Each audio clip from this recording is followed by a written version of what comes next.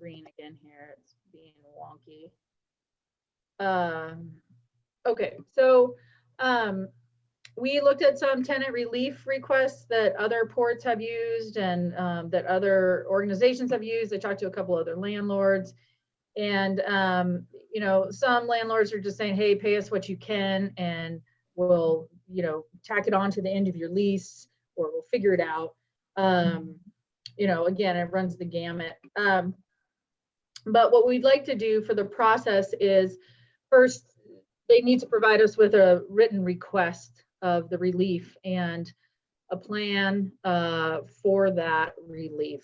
Do they need full rental abatement? Do they need deferment? Do they need forgiveness?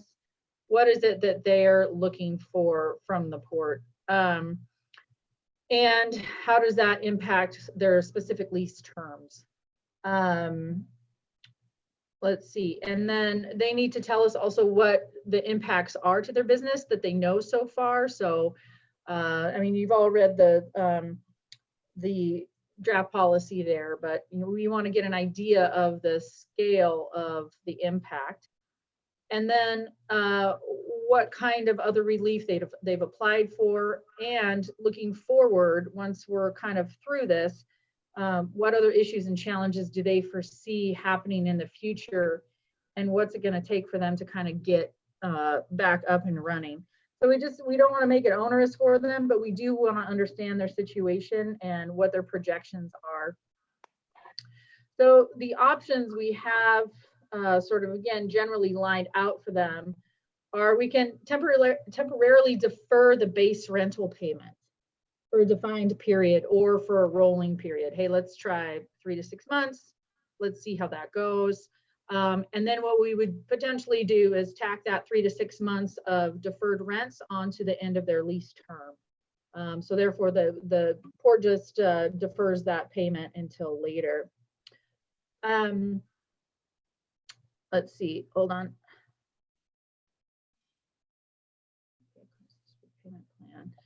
We could also do it with a specified repayment plan and not defer their rent and tack it onto the lease term, and just put a repayment plan in their existing term.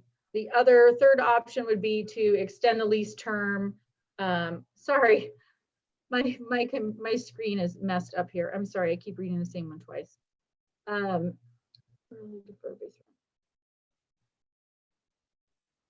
Okay, amortized over, I'm sorry, there were some edits made to this that I haven't seen. So amortized over the remaining lease term, and then consider other relief options that are appropriate. One thing we also, so we leave it a little bit open for the tenant.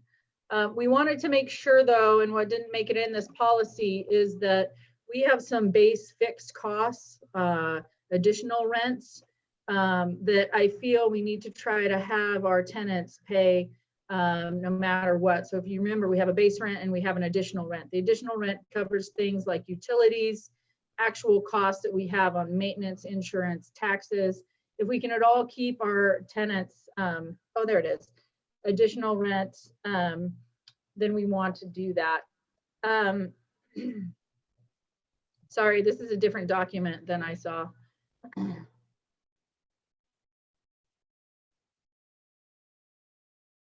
Okay, so then if the relief is granted, then we want to make sure that we know what sort of other relief that the tenant is getting. Some of those funds are meant to be pass-through funds that are meant to pay rent.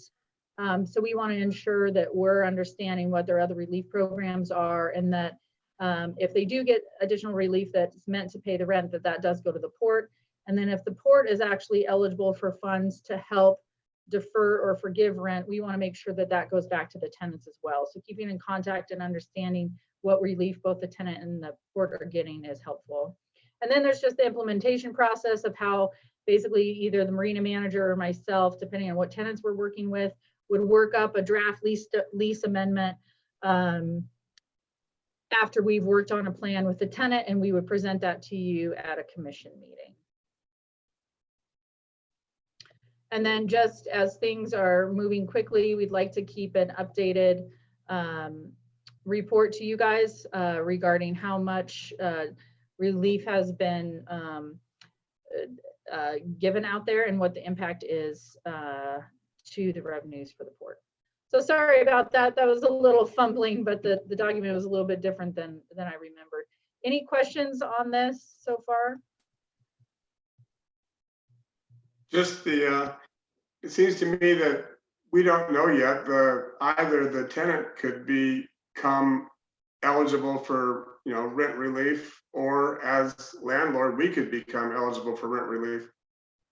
So that whenever, forgiveness we can extend needs to get documented in some kind of, I don't know what it would be. But well, I mean, any relief we give would be given through a lease amendment. And I would plan on, and Fred, I'm sure too, would plan on tracking any sort of impact to the port's revenue based on the COVID-19. And that's again why we want to make sure that we're asking for at least some documentation of why they need the relief. Yeah, and then I agree fully. And if you can't, if your business can no longer pay the electric bill, then nobody's doing you any favors to keep you on your feet. But there is also the order, the executive order by the governor that, there's a stay on commercial evictions as well. So we also have to consider that in this, and it just has to be a consideration, and we don't know if that's going to be extended or not. I don't think we want to be moving into evictions of tenants that are not paying at this point. I wasn't suggesting that. Oh, okay. Anyway, so this is just a draft to throw it out there to let you understand that we're thinking about it. I would imagine we come back to you on the 21st with a final document. Is there anything here that we're missing or that you're uncomfortable with, or that's any concerns you have or questions?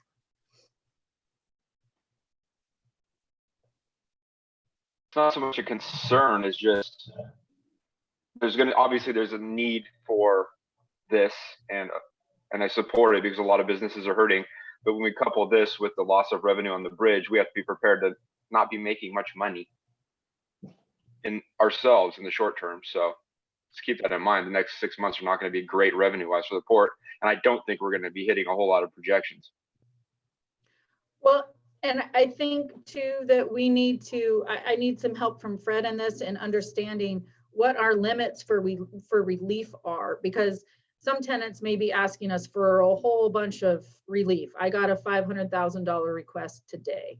So I think the port is going to have to understand what our capacity is for rent relief, and we're going to have to stick to that potentially, and maybe figure out how to divide that up between the different tenant relief requests, and then as we move along, try to understand who's, if there's a repayment option through other relief, or if the port gets different relief. But I think we do have to understand kind of what our maximum capacity is, or what we think that is at this time. And was the people notifying you if they've applied for a PPP grant, was that part of the application or questionnaire that you had as well? Because that does qualify for rent payment. So if companies are receiving this federal assistance, they can then pay their rent. Yeah, right. And so that's what we would have to understand. If they're receiving PPP, then we would also be expecting to receive rental payments. Okay, perfect.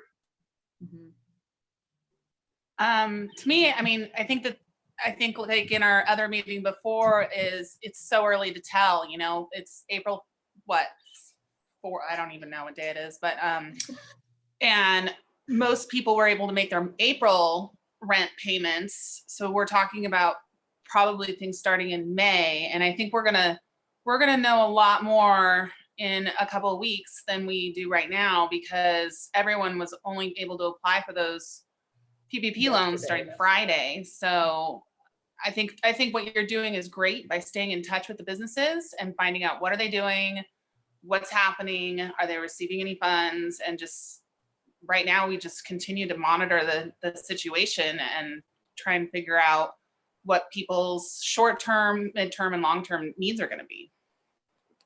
Mhm.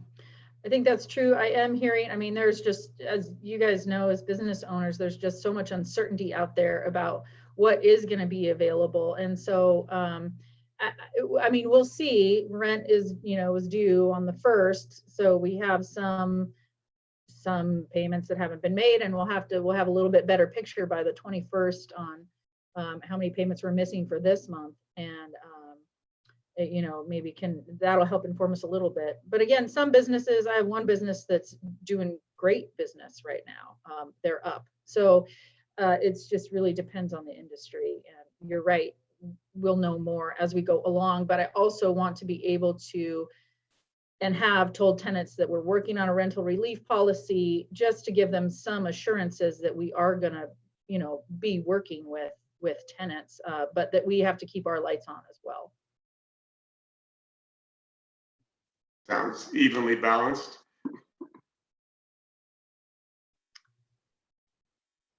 Okay, well, that's all I have. You guys can expect a more final draft. And again, that's 2 weeks from now, so things will probably change. But you'll probably see this again on the 21st. Okay. Thank you, Ann. Thanks, Dan. That's really good. Thank you. And now the apron project bid results, you're up again. Okay, I'm going to try. So I'm trying to have the document and your faces up at the same time. So we'll see how this goes. Okay. So this, remember, we have 2 projects, Connect, which is funded by ODOT, and the North Apron Rehab Project, which is funded by the FAA. So those bids were received on, let's see, March 31st. It was an interesting bid process. They had to submit them through our Dropbox, and then I opened them and I came outside and read them to everybody while they were standing 6 feet away. But we did have 3 bids, which was great. And they were all, reasonable within a reasonable range from each other. Tapani is the contractor who's on site now for Connect. So we were expecting them to be the lowest bidder just because they don't have to pay the same mobilization costs, and they can also get some efficiencies by working both projects. So they put in a great bid. It was over budget. And when we do our projections for the FAA, we're doing the grant projections on like a 70% design. And so, we try to get it up to 100% and plus it up to what we think it's going to be, or at least our engineers do. But, this was over. So as you see, the original budget was 1.977 and the bid came in at 2.16. However, the way the FAA process works is we don't apply for the grant until we get the bids in. So we applied for the grant on the 1st, and we included the actual bid price, the construction management fee, pre-design, construction, all of that. And so the total amount we applied for was 2.55612 in the grant. It's no longer a 90-10 split. The FAA confirmed that this would be eligible for 100% funding, and they're moving forward with that. So I anticipate we'll have a new grant agreement to sign probably on the 21st for the full amount of $2,556,192. The intent to award, I would like to publish that intent to award tomorrow. And then we would come back to you with approval of the contract on the 21st. Any questions? So the 255, does that just stay in our general fund then? It's budgeted match that we just don't make? You'll have to ask Fred that one, but it's in the airport budget. So I don't know if that would require a budget transfer or how that would work. Fred?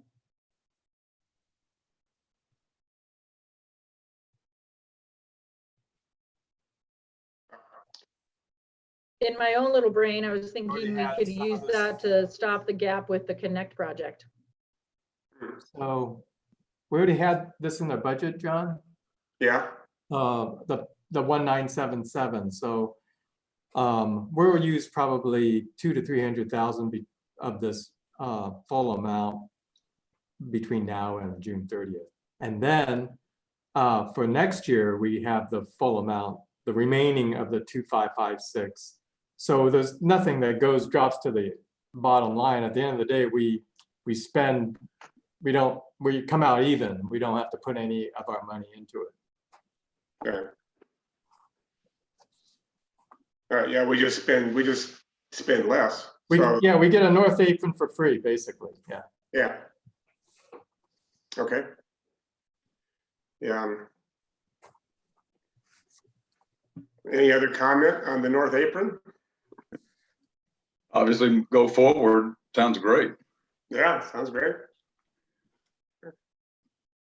Okay, Then, thank you, Ann.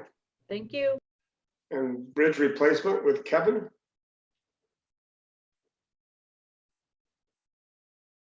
Kevin, are you there? Here. There you go. Can you hear me? Yes. All right. I think everything's pretty much self-explanatory in the report. I will probably bring an OTAC extension to you next month. They still have some budget authority, but we're hitting their term extension. And so I do need to bring that back to you next month. And then also our Akana contract has also expired, and we haven't really utilized their services for a few months. So I don't think that needs to be renewed anytime soon. But just wanted to bring that to your attention. I'll probably bring a contract extension to you next month. As you noticed in my report, that even though we're going to be getting the ethnographic surveys this month, all of the other consultation has pretty much come to a screeching halt. And so we do have a NEPA meeting on Thursday with Federal Highways and ODOT. And one of the things that we will be discussing is how we proceed if we don't get any additional comments from tribal agencies. So I'll be reporting back on that at our next meeting. So if you have any questions or anything else that's in the report, I'll leave it at that. Okay. Are there any questions for Kevin? In that case, thanks, Kevin. Yeah, It'd be hey, interesting to hear the update. Ben, did you have any surveyors in your neighborhood today? I didn't see any up here today, but I was at work most of the Okay. day. One here, next door neighbor had one last week. Okay, But I haven't seen any other than him. they should be done this week. No, neighbor said no problems at all, so he was great. So all Cool. positive. I'll pass that along.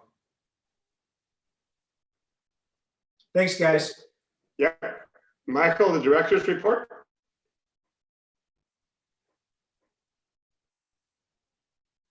Just touch on a few high points.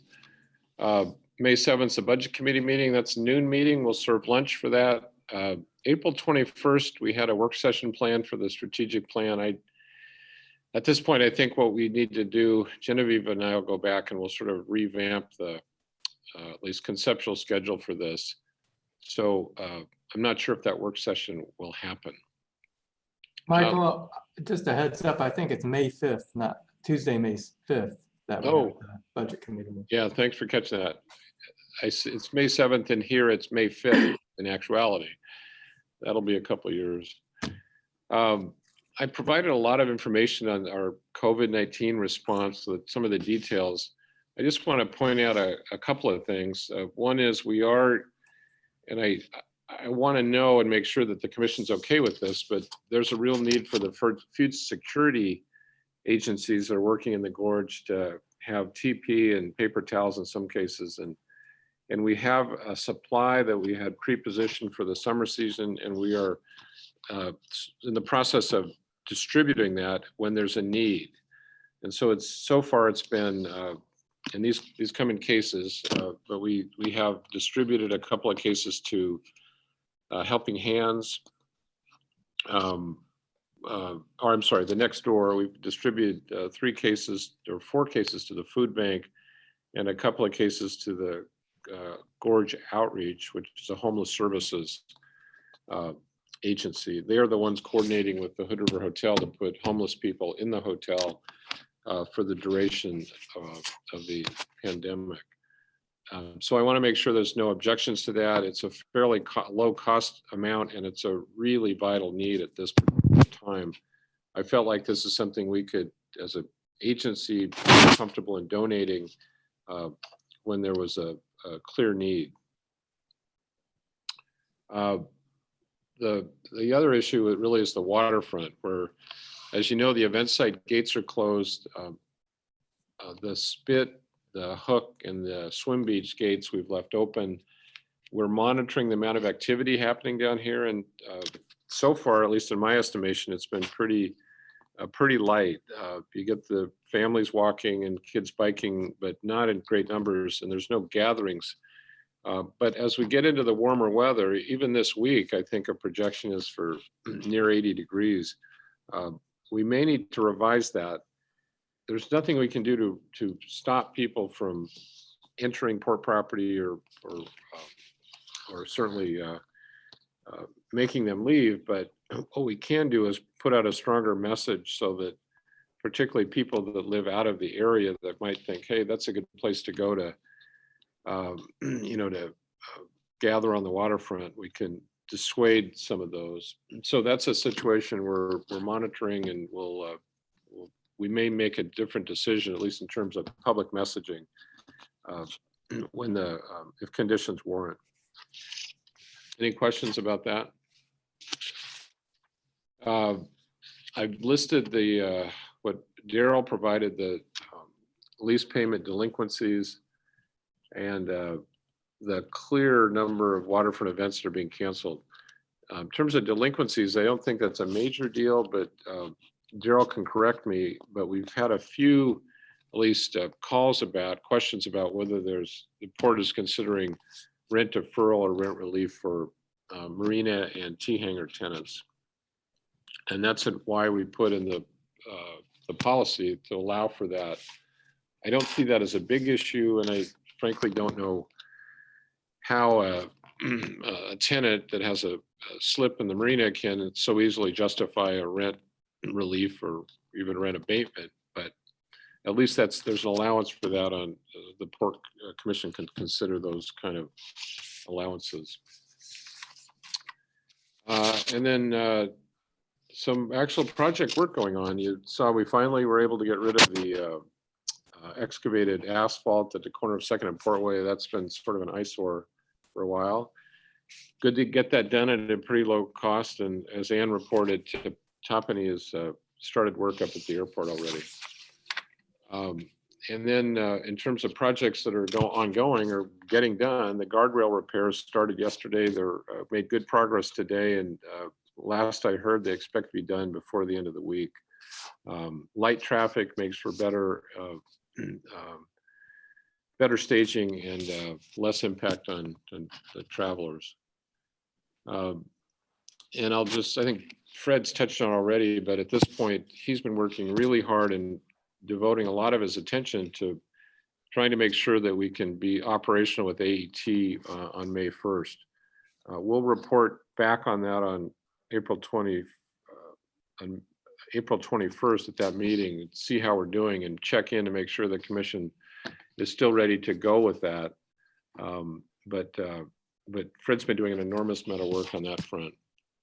The big issue I wanted to notify you of or give you a heads up on is that just yesterday, we received the preliminary analysis of the load rating study that was being carried out by David Evans and Associates. DEA is an engineering firm that hired by ODOT to do multiple load rating analyses for various bridges. And so we were batched in with 14 or so other bridges that DEA was working on. They completed their preliminary analysis and submitted it to ODOT. I saw it this morning, and it has, and it depends on the vehicle classification, but we're a 40-ton weight limit, 80,000 pounds, 40-ton weight limited bridge. For some class of vehicles, it looks like it could go down to 22 tons. It again depends on the classification of vehicle, depends on the point load of the weight distribution and lots of other factors, but it's a pretty clear indication that we're going to be likely to be weight limited for certain heavier vehicles pretty soon.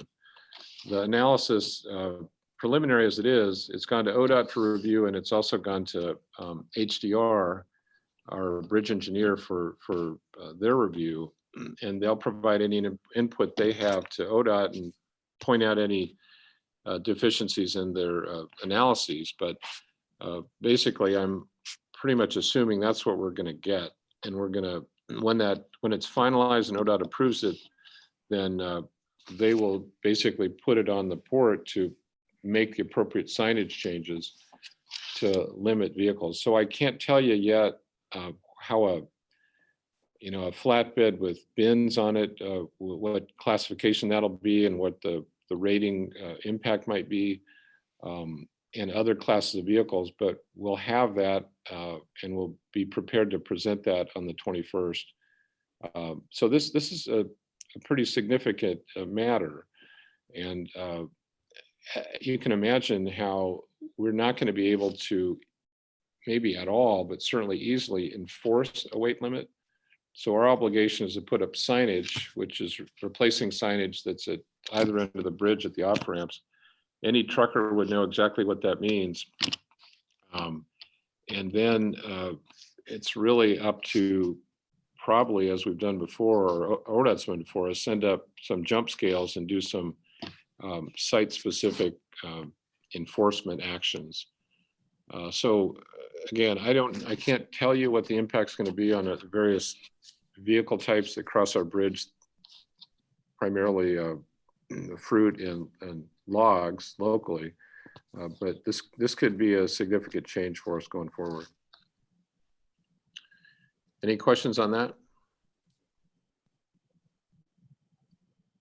Okay, that's my report. Okay.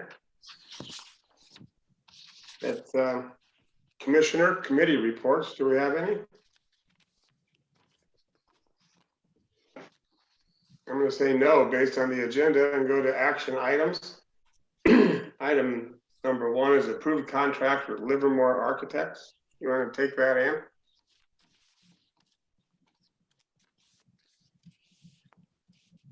Okay, there we go.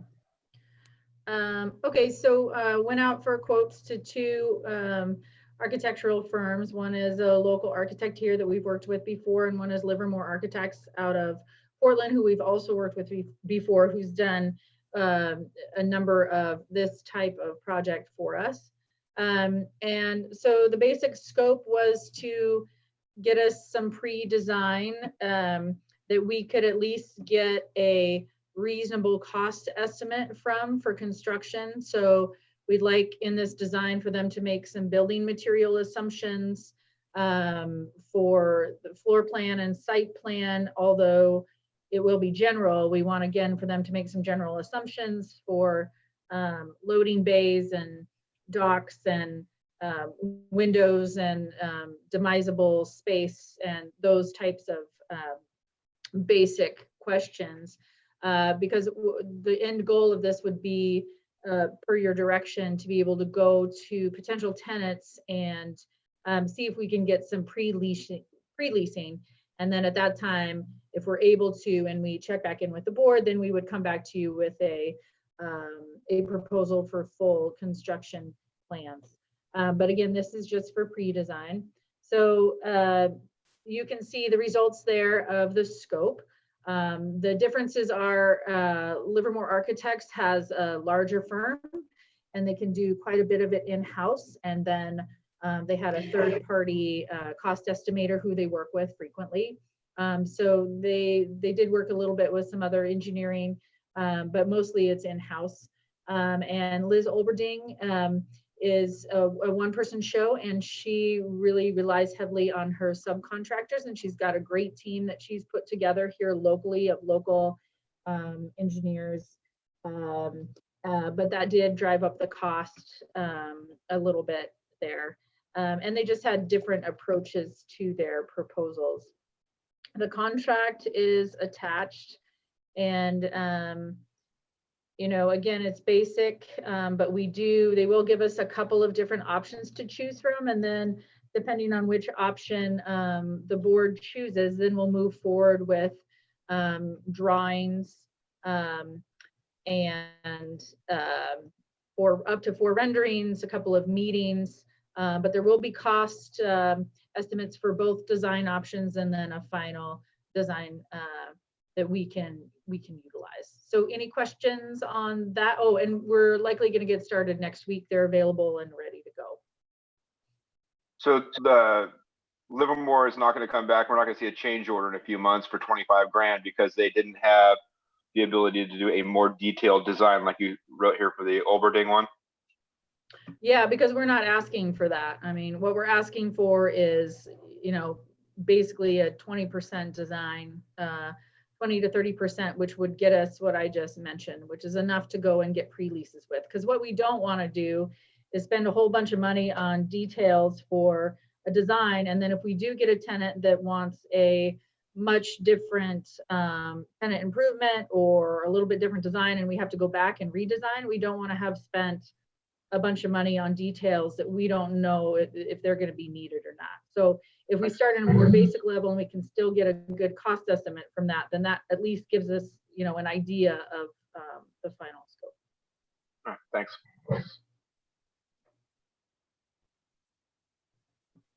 Hey, any other questions for him? In that case, can I get a motion? Move we approve the contract with Livermore Architects and Engineering Incorporated for architectural services at the lower mill not to exceed $26,900. I'll second. Good. Motion and second. Do we have any discussion? In that case, all in favor? Aye. All opposed? Chair's eye, passes. Thank you. Thank you. And Fred, for the goods and services agreement? Yeah, so this has to do with Duncan Solutions. We've gone forward with them. They've given us the template to do this electronic tolling. And this Friday, we'll do our first big test of sending them our files, and then they'll see if they can create a match and if that interface starts to work. So yeah, there is a fee. I think I did put in some language subject to legal counsel review. So Bill Oley and Jerry we're working, and I think we're finalizing some of the legal review on the contract, but we're pretty close. I should hear back tomorrow or the next day. So. Then how long does this contract run, Fred? So it's open as far as, you know, as whenever we want. So if we ever use, like I said at one time, if we start to divert traffic, lookup traffic, license plate lookup traffic to, let's say, Washington, then they would just get less and less. The one thing about Duncan, they have Washington, they have California, they even have Oregon, but we don't need Oregon. They have all 50, I think almost all 50 states, I think, or maybe 49. They don't have Alaska. I think that's it. So at least we get information from someone that has all that information. So. Right. And we're not, as you say, if we get a better system or a different system, we're not tied into them for any period of time. Or if we put toll collectors back in the booth at some point, then we just don't pay them as much. There's not as much to pay them with. Right. And then we just use the system for really what it was designed to go after violators. And, yeah. So assuming we can get people back in the booths quickly, there's no monthly service for this service or anything. So, and then that would allow us some flexibility to maybe not have toll people 24 hours a day. We could better utilize their schedules a little bit. Is that kind of what the thought is moving forward? Because I know the thought's not to eliminate toll handlers entirely. Yeah, no, there's been some thinking on that when I initially started looking at this. I think, there is something to be said about tweaking the shifts a little bit.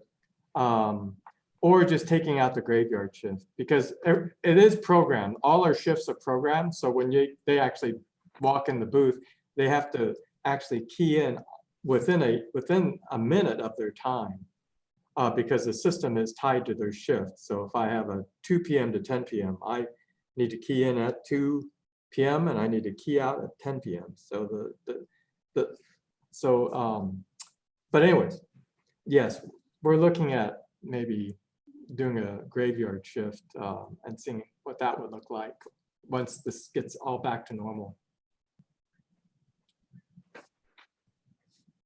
Fred, I'm sorry if I missed this. So just a clarifying question on the lookup fee. Is that per crossing or per billing or per? It's per lookup.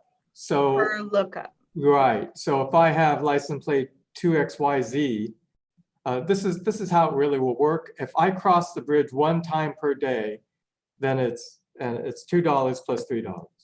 But the way it is today is if I cross that bridge 6 times in one day, then it's $2 for the 6 times and it's $3 for the 6 times. Because the problem is it doesn't get batched until midnight.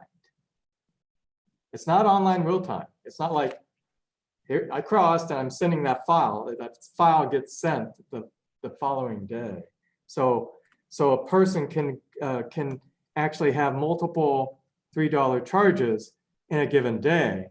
But with that said, they could always call, and that's why we have the resolution for a partial forgiveness of that fee. If that So would happen. it's per crossing, It's per lookup. It's per lookup. per lookup. Yeah. So the problem is, remember, it's still a batch system. So if an offender crosses today twice, it will hit twice. But if then they cross us again tomorrow, that doesn't count as a new lookup. Because what's happening is I'm now, once I get your information, Christy, and you cross the next, I have your information and I can then go to my database and not send that file with your information back to Duncan for another lookup. So realistically speaking, this is more than likely going to be more than $5 for the toll, because Well, it's most likely the person's going to cross twice, correct? maybe not. Not necessarily. Not necessarily. Well, and I thought we were going to send 7 days worth of activity on each bill. So Yeah, I was but Duncan- confused. But Duncan is not going to be charging them more than one time for that lookup. So if I have XYZ, I get charged that, but it's within that first day, and they're not going to give it for the whole 7 days. Okay. We're sending a file once 7 days because we only have so much workload here. We can't be sending them every single day. Okay. We could, but that means I have to dedicate myself or someone to constantly do that.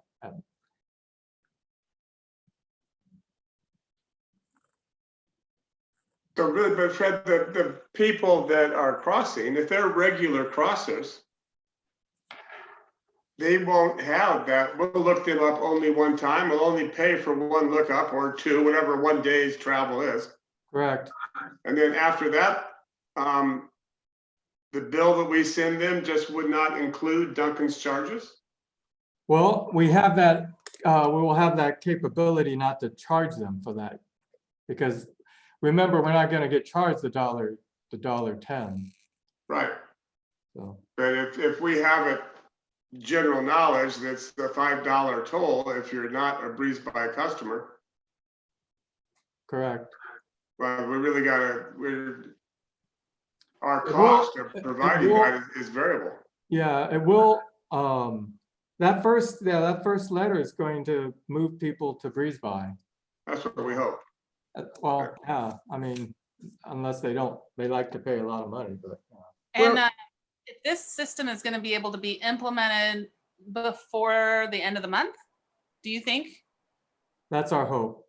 So what are we doing to message, hey, get your Breeze By, because we're getting closer to being able to have this technology. And if you don't have a Breeze By, it's gonna turn, and you run, it's gonna be $5. Yeah, we're dealing with the messaging right now. Yeah. We're not going to issue any messages until formal action is taken by the commission with those details worked out. But one of the things that we're developing now is an insert that will go in with the bill that has instructions to open your Breeze By and you avoid these fees.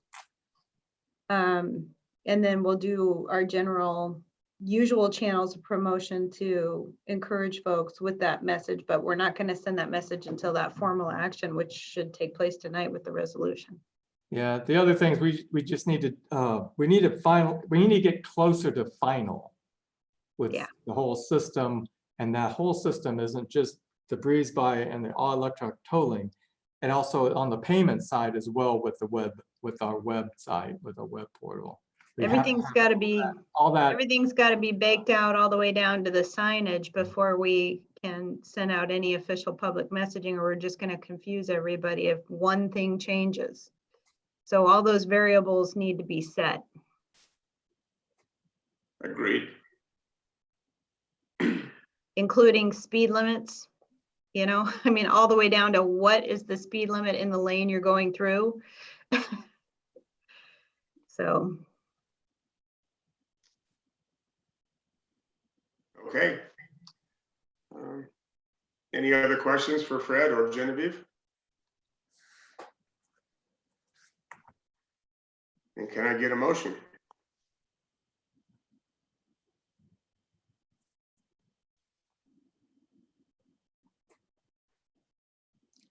I move we approve amendment number 2 to the goods and services agreement with Duncan Solutions for implementation of all electronic tolling for non-Breeze By toll transactions, subject to legal review. I'll second. Okay. Moved and seconded. Is there any discussion? All in favor? Aye. Aye. All opposed? Chair's aye. Passes. And now we come to the resolution. Fred, you want to take that one? Yeah, this is, I think. I'm gonna Jerry, show the updated one. okay. Can you see that now, or do I need to redo the share screen? I can see it. You can Yeah. see the resolution? Mhm. Okay. So, if you could bring it down some. Okay. Okay, right there, let's see. So we get into it, we're saying, hey, this is due to this, coronavirus restrictions. C, we're saying, hey, we installed a license plate recognition system. And that we're going to bill owners that are non-Breeze By owners. D is we're expanding the license plate recognition system to include all non-Breeze By vehicles. And the port will charge a $3 ancillary fee in addition to the current $2 toll to recover the cost of charges to the port for identifying a registered vehicle owner of a non-Breeze By vehicle, and to bill and collect that ancillary fee, and will charge additional collection fees if a toll or ancillary fee owed is not timely paid. F, we go into, section F, we'll go into if a non-Breeze By vehicle owner subsequently uses Breeze By to pay the tolls, they will not be charged an ancillary fee. And the port plans to discontinue charging an ancillary fee related to charges to non-breeze by who pay tolls to toll collectors when they return to the toll facility. And the toll port will continue to charge ancillary fees and related charges to non-breeze by customers who do not pay a toll at the toll facility. Basically, we're talking about true violators here. I is the port will charge a late fee of $20. And this goes out on this, after 10 days, we send out a second notice saying, hey, you know, you have a late fee, and that you're past due now. So that's basically the format of this resolution.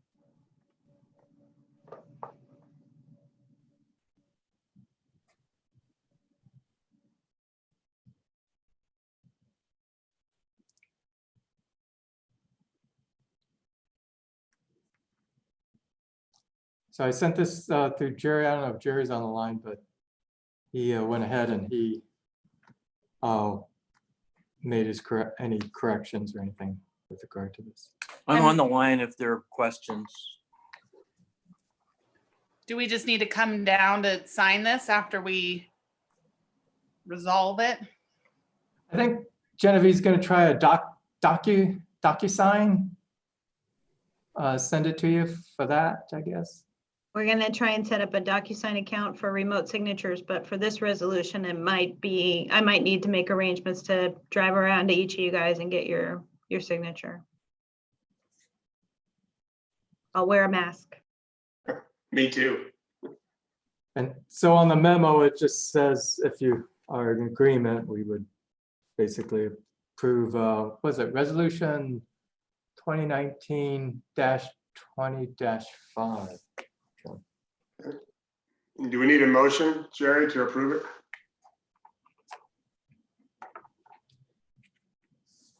Yes, Yes, I believe we do. I move to adopt resolution 2019-20-5, allowing for the charge of an ancillary fee for non-breeze by toll payments subject to legal counsel review. I'm not sure you need that last part. I reviewed it and this was what I came up with. So then I just move to adopt the resolution then without the legal counsel review. Second. Got a motion and second, any discussion? All in favor? Aye. All Aye. opposed? Chair's eye passes. I'm sorry, can you guys repeat who seconded that? Who seconded was Ben, I thought. Okay, I thought it was David. He That was was David. David. Oh, it did, sorry. okay, thank you. All right, then commission call. Commissioner Shepard, anything? Nope, nothing. Commissioner Chapman?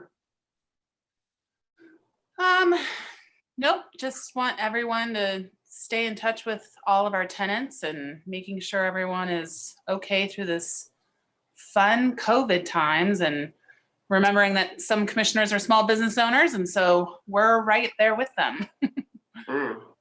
Indeed. Commissioner Merriweather? No, just keep up the good work. These are odd and different times, and they're probably going to last a while. So we all need to exercise some patience and some foresight to the extent that we can, and keep doing the good work that we do. Yeah, I'd like to ask you, Dave, but is anything at the EOC? Are you hearing anything or that could be relevant to port activity going forward? Well, not so much. I'm working as the business liaison at the Emergency Operations Center, and a lot of what we're doing is trying to just keep communication lines open with the business community. There's a lot of stuff coming down. The chamber's taken an active role, as has MCED, in terms of getting information out there. There's some webinars and other information. The Small Business Administration is actually stepping up pretty well in terms of putting through some of the provisions of the CARES Act and how that'll apply to businesses, and people are getting up to speed there pretty well, I think. the biggest concern is the unemployment or efforts that are going, the number of claims that the Oregon Employment Department has received over the last 2 or 3 weeks has just been staggering, and they can't handle it. They weren't set up for anything like this. So in terms of getting relief to people who are unemployed, there's a real log jam there, and they're just going to have to work through it. I don't know if there's much we can do here to help with that. But over time, as these programs roll out, I think some of them are pretty substantial, but there's going to be a lot of harm to businesses in the community. We need to be mindful of that. Some people are going to have a very difficult time coming back from this.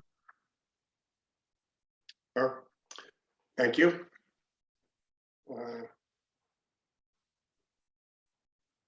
So that's commission call. Then executive session. Do we have anything, Michael?